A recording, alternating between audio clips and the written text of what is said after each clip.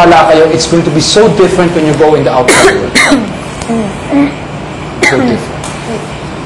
Now, what is the point of the exercise today? Guys, you've reached a certain point sa inyong pag-aaral ng pagkanta at pag-perform na hindi enough na magaling kayong kumanta. It's now giving a bit of yourself in your singing. It's only kapag nagbibigay kayo ng bahagi ng sarili ninyo na nagkakaroon ka ng personalidad. Hindi lamang inyong pagkanta, kundi pati yung pagkatao ninyo sa entablado. Nakikita ninyo na ano ba ang key ingredient sa magaling na pagkanta? Maliban sa tamang breathing, na hindi ka nagsha-sharp o nagpa-flat, lagi kang nasa tono.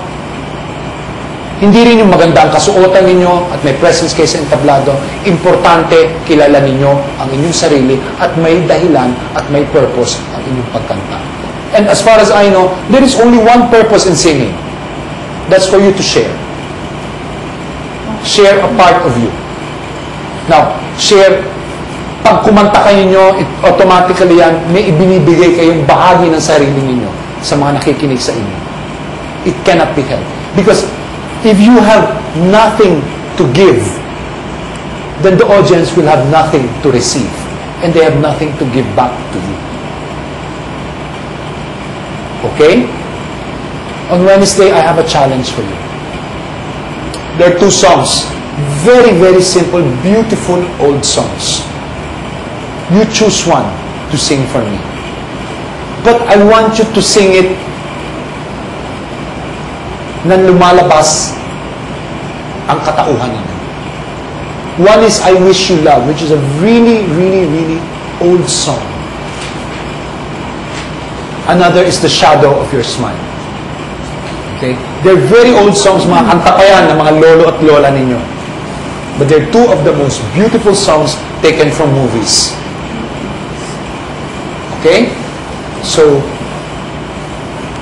learn it, deal with it with the great teacher Monet, the great mentor, okay?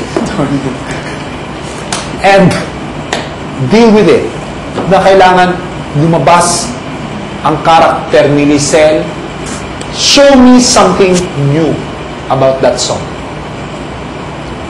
That's your challenge for Wednesday. In the meantime, have a good day. And on Wednesday, I'm coming here with a piece of cake. Yay! Slice lang. Slice lang. Slice of cake. I had to order that in the place before. You know what I mean, Miguel, about you singing now? Yes. Okay, good. Ganda. Totoo. Yung naramdaman ko kami. Thank you, Direk. Thank you, Sir Monet.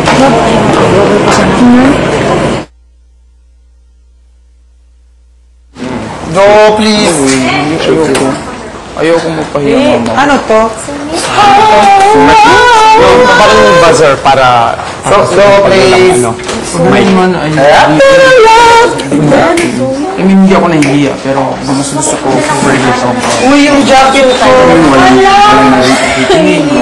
Personal kasi. Yeah, ang sambayan! Personal kasi. Personal kaya. Mama. Dumating na yung bago kong tao. Nice. Sino naman tao? Sabihin na naman sa'yo. Ayoko. Hindi nagugas ang pinggan. Ayoko. Ganon. We know whatever we need.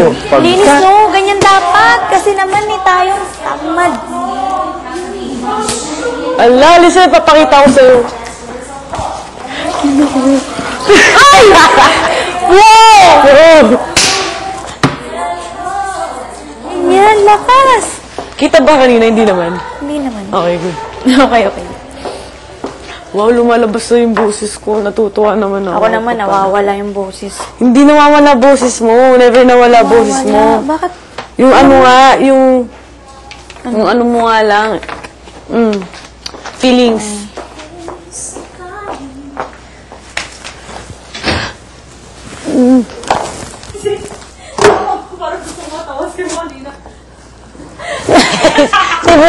Kaya pala umingiti ito. Bakit? Kasi titignan ko sila Arnie na aliwa ko. Si Bugay ulo